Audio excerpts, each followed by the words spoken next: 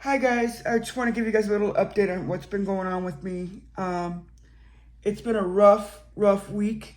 We're gonna start with Thursday. Thursday was what I thought was gonna be an okay day, and I started off great. I took Access, which is my transportation that I use to get around town in my power chair, and I went to the lab to get blood work done, and I felt great. I wasn't anxious, none of that. As soon as they pulled the needle out of my arm, I had a vaso reaction, which happens all the time. But this time, it wasn't just a vaso reaction. I literally passed out. My blood sugar dropped to 20, and they had to administer glucagon. And because they administered glucagon, it's protocol that you go to the ER. So they took me to urgent care at the clinic where I was at. There's an urgent care there. They tried to work with me there, tried to get my blood sugar up. It would not come up.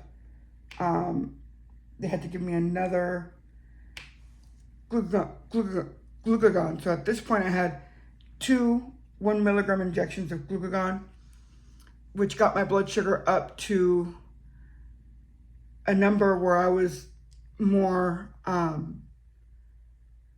stable. I was at a stable number. But again, because they had to administer that, I had to go to the ER. I was also having intermittent, I was kind of passing out intermittently, but I wasn't passing out. I was dissociating due to severe panic and fear. Because it started as a panic attack. That's how everything started. And then from there, it just went downhill. I told the lab tech, hey, look, I'm having a panic attack. Can you call somebody to come help me stabilize myself? So they did that. And then when they checked my blood sugar, it was at 20. Normal is anywhere between 80 and 140 for my levels, and I was at 20. So they had to that's when they administered the first dose, because I was out of it. It was unsafe for me to drink juice, and they tried to get a line in me, an IV, and I am a hard stick, dude. They can never find my veins. So after that, I kind of came to. They were able to give me an orange juice, and then from there, I was able to drive my chair to the urgent care. And then that's when, at the urgent care, is when I started having the intermittent episodes, where I would actually desat. My oxygen levels would drop pretty low. So they decided that they needed to transfer me. I was not safe to go home. So they transferred me to the ER. I was there until about 5:30, almost 6. They wanted me to stay overnight, but I decided that I would take the risk and not stay. Just because my dad doesn't like the fact that I go into the ER for low blood sugar. He's like, well, it's your fault for not eating something before you go. But I had to be fasting for this blood work, which I didn't know until I got to the lab. Thank God I had only had a boost that morning, which doesn't really count as food according to the lab. So thankfully I was considered to be fasting. Even though I wasn't, I was considered to be fasting, which is great. So they did the lab work and everything. And everything was great. The washer has finished running. So I get to the ER, they start doing tests, and I keep telling them I'm intermittently dissociating. It's not, seizure activity or anything, because I'm not diagnosed with epilepsy. So, but they were happening so frequently.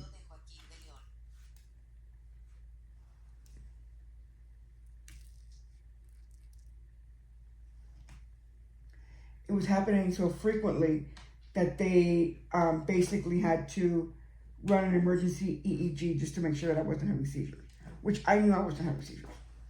But they wanted to run the EEG, and I let them run it. So, and but then it get to the point where everything was stable, and like, well, you need to eat because your blood sugar is really low. And I'm like, okay. I started talking to staff, and I'm like, you know what? I suffer with an eating disorder. It's called ARFID. And when my anxiety is really, really, really bad, I am unable to eat. I'm extremely terrified to eat. And I'm trying to tell this to the doctor. Again, when I'm in this state, when I'm kind of in and out, I never do speak English when I go to the doctor. I do everything in Spanish. Why? Because I feel that more of my issues get resolved. Just because I'm able to not just document, but I'm able to express more easily what I'm feeling. So I get to the doctor comes in, tells me you need to eat, and I tell him I know I need to eat, but I literally cannot eat right now. I have ARFID and I'm having a flare-up. And he literally looks at me and says, oh no, you can't have ARFID because you're overweight. I don't believe you have ARFID. Oh, and by the way, I don't believe you have autism either because you're able to communicate. And you don't have cerebral palsy because you're able to take steps to go to the bathroom. I'm like, you know what? Whatever. Whatever. I end up not eating. And then I end up being able to go home. So that was Thursday. I got home at like 7:30 because I had to take my wheelchair. Thankfully, I live only about 3 miles from the hospital that I was at. And my wheelchair can go up to 14 miles on a single charge. So that was really, really good. I was able to take my wheelchair and just drive it home. And then come Saturday, which was yesterday, I wake up at 3 a.m. to go to the bathroom, and I notice that I'm having a difficulty breathing, and it's due to back pain. So basically I had a back spasm that took the wind out of me, basically. I couldn't catch my breath because it hurt so bad. And so around 11:30 that day, I went to the ER again for back pain this time around. Back pain, chest pain, and shortness of breath. So they did a full workup. Everything came out negative, and I was able to go home within 3 or 4 hours. So, but because of that, my body has gone into a PTSD response, trauma response.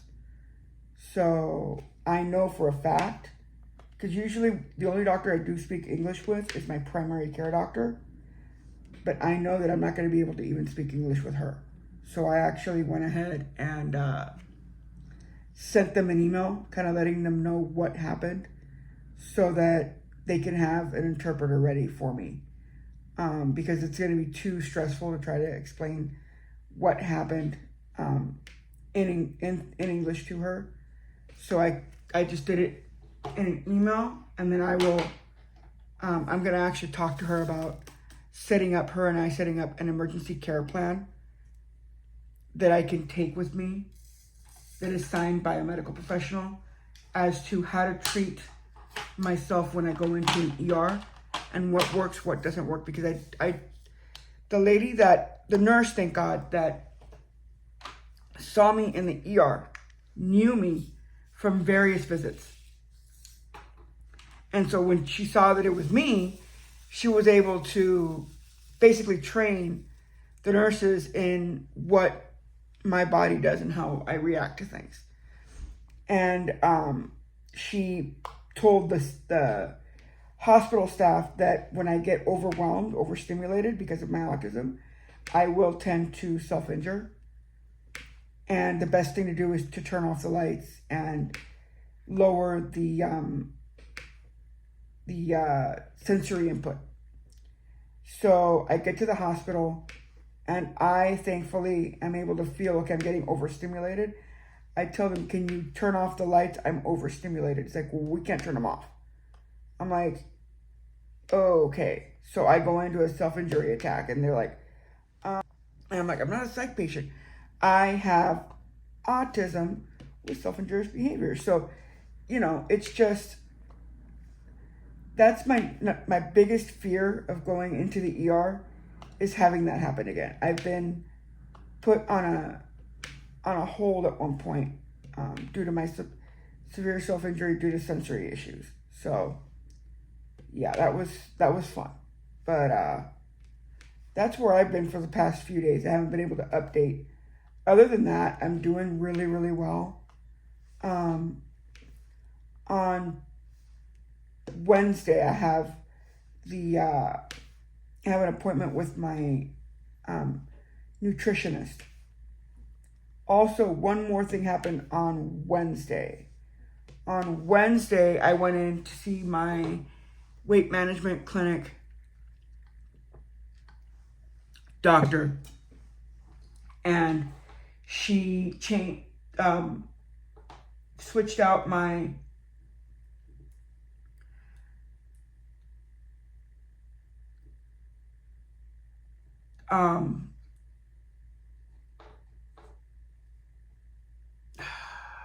trazodone for Wellbutrin. Now, I do remember when I first got approved for Wellbutrin from my psychiatrist that I had to go off of the Effexor, which is another medication that I'm on for anxiety. But I don't know if I still have to, so I have to email him and see what he says. And then, so again, everything went well with her. I recorded it, everything went well. But then at the time when we start to, they start to set up my next 3-month appointment, I have another panic attack. This time, the paramedics are called. Thankfully, I was not taken to the ER, but the paramedics were called, and my body went into shock. My mind, so I came home, had another severe panic attack, had to call the mental health crisis helpline because I had the urge to self-injure, and I did not want to self-injure, so I called and had them kind of help me through it. So it's been a wild, wild ride. But other than that, I'm doing really well. I just wanted to give you guys a short update so you guys can kind of see and hear what has been going on a little bit. So thank you again for watching. I'm sorry I've been kind of my face in my canvas, but I appreciate you guys